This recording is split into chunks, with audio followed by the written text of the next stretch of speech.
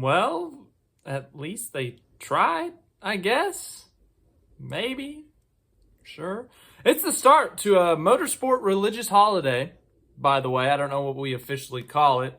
Will Buxton had a funny name for it. I'm not even going to try to pronounce it, but here you go. Get a good look at it. But yes, we got the Monaco Grand Prix, the Indianapolis 500, the Coca-Cola 600, but we're starting off with Monaco. It's got the history, it's got the prestige, but in terms of the racing, it's been pretty rough. So they decided to spice things up this year, make it a mandatory two-stop race. Well, as I said earlier, at least they tried.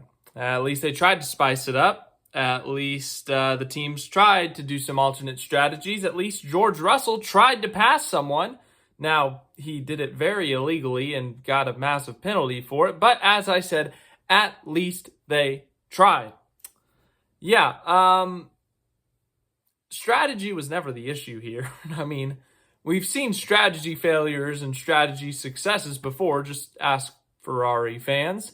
But the strategy was never the problem. That's always been the only way you can pass someone here. It's been a car, track, whatever you want to call it, issue. The cars are super big, super wide, super long. It's impossible to pass. The track is super narrow. Heck, even back in the day, back in the 90s and stuff, it was hard to pass. Like when Senna stayed out for however many laps, and he only had to hold off Mansell for 5 or so laps, even though Mansell had 30-lap older tires. That was kind of today. If it wasn't for the mandatory pit stop, well, albeit everyone would be running a different strategy, and it would have not come down like this. But Verstappen is like 30-lap older tires than Lando Norris, Charles Leclerc, and Oscar Piastri, and he's just sitting there, slowing everyone up. Then he would randomly get up the road a couple seconds, and he'd kind of get reeled back in. And Lando Norris, fastest car all weekend, set a freaking new track record. He can't even pass him because it's impossible to pass. Unless you shortcut the chicane. Once again, George Russell did try to make it exciting. He tried to make the one and only pass. Sorry, the two and only passes, because the other Mercedes, Kimi Antonelli, went to make a pass, and he wrecked the guy he was passing. So you either had to wreck someone or you had to shortcut a chicane to make a pass. So as I said, man, it definitely made it more interesting, the two-stop, the forced two-stop. Like, if this was last year, if this was the normal, just let the race go. If you can make it on one side, you can make it on one side. If it was like that, this would have been a horrible race. I mean, it was still a pretty rough race, but it would have been a 1 out of 10. Instead, it was like a 3 out of 10. You know?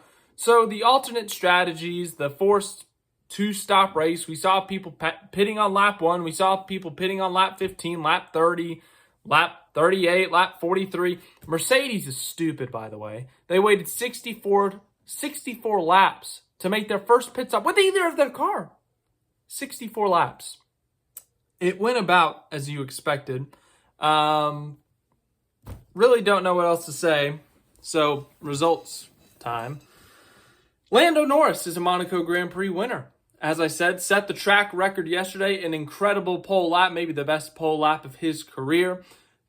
Tried to throw it away at the beginning, locked up really bad, but thankfully it's Monaco, and all you got to do is get ahead, and, well, that's it. He was ahead the entire race. Now, the lap count ticker thingy for laps led, that's actually going to be quite colorful today. I think we had 4 different leaders, maybe 3. But yeah, if it wasn't for the alternate strategy forced two-stop race, Lando would have more than likely led 75 plus laps of this thing. Best car all weekend, best driver all weekend. They did everything right. So Lando Norris is a Monaco Grand Prix winner, chops into Oscar Piastri's championship lead. I have not looked at the points yet. He cuts it to 3 points. 3 whole points is the lead for Oscar Piastri. It's his first win, I believe, since Australia, so only his second win of the season. Yeah, great drive by Lando Norris. Incredible job by him today. A McLaren, a double podium for them. But focusing on Lando Norris, huge weekend for him to win the Monaco Grand Prix, F1's biggest race. Obviously got his first win last year at Miami. He's been winning ever since. Has 6 or 7 race wins in his career now. So A huge day for him. Monaco's the biggest of them all for F1, so to win this race for him is a super big deal. And then, of course, the factor of cutting into the championship lead. Second place, Charles Leclerc in his home race. Tried his best to make it interesting.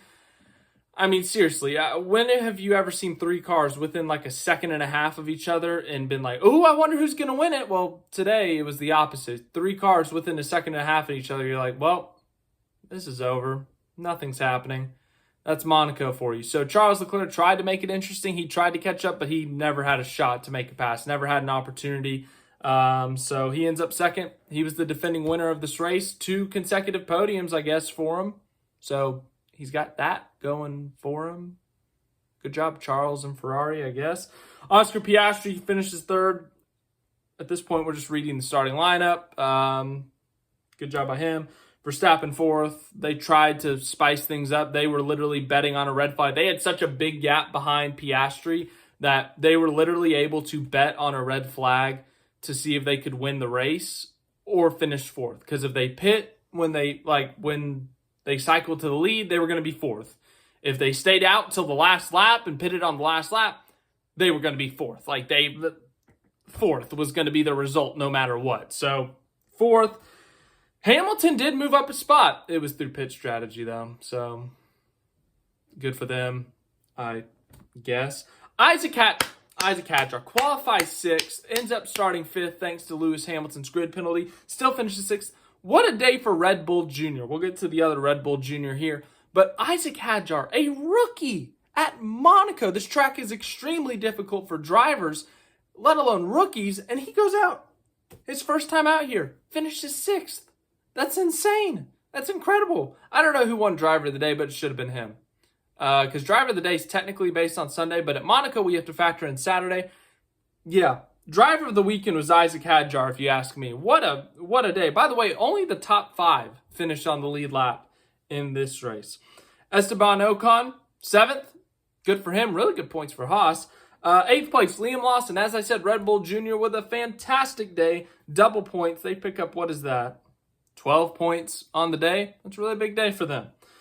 Then we go to Alex Albon in 9th, Carlos Sainz in 10th. Double points for Williams. Williams, once again, great day for them. Oh my goodness, Mercedes. Mercedes was trying oh so hard to be Ferrari today, and they oh so achieved that. Yeah, they qualified terribly. Antonelli crashed in qualifying. George Russell had a mechanical failure. They didn't even try today, truly. Started 13th and 14th. You're going to need some wacky strategy to get up there or some caution, some cars crashing. They truly didn't try. They literally sat in line behind the Williams cars and the Red Bull Juniors for 60-something laps. They got lapped on lap 30. They had no plan today. They truly had no plan. Don't pit on lap 1. Don't pit on lap 8. Don't try to do some early pit stop to shake things up. They literally waited the entire race to pit. They did 2 pit stops for both cars in the last 13, 14 laps. It was pretty bad. It was truly pretty darn bad. George Russell tried his best to make it interesting because he literally shortcut the chicane on the back stretch to try to pass Alex Albon after sitting behind him for 50-something laps. It's a good attempt, good effort. Tried to make it interesting, but F1 or the FIA did not like that. So rather than just giving him a 10-second penalty for shortcutting a chicane, they made him do a drive-through penalty. So he had to do a drive-through penalty before he even did a pit stop. So Mercedes, you were today's Ferrari. I was expecting a Ferrari strategy disaster today, but it was Mercedes pretending to be Ferrari today. So, congrats. It's such a bad thing to say. So, woof. Behrman 12th, started last, so to get up to 12th, I don't know how he did that. Alternate strategy, I guess. Colapinto, Bortoleto got freaking obliterated on lap 1 by Kimi Antonelli. Recovers for 14th. Lance Stroll, Nico Hülkenberg, Yuki Tsunoda, and then Kimi Antonelli. As I said, they had to pit twice late there, so 18th. Fernando Alonso was on pace to score his first points of the season. Was up in the top 7 all day. Then his engine decided to blow up. So congratulations to you watching this video. You still have the same amount of points as Fernando Alonso in 2025. Pierre Gasly lost his brakes and decided to try to fly over Yuki Tsunoda. Yuki Tsunoda went flying at Imola. A car almost went flying over him at Monaco. So it was also really funny to see Pierre Gasly without brakes trying to limp it around the streets of Monaco on 3 wheels. That was exciting. At least he tried to make it entertaining. But yes, the moral of the story today is at least they tried. I mean, this race was pretty rough. The alternate strategies kind of made it interesting, but the Weenie 500 clears, in my opinion. Speaking of 500, the Indianapolis 500 is like an hour and a half away at the time of filming this, maybe. So, yeah, let's get to that one. Kyle Larson's in it. Let's see how he does.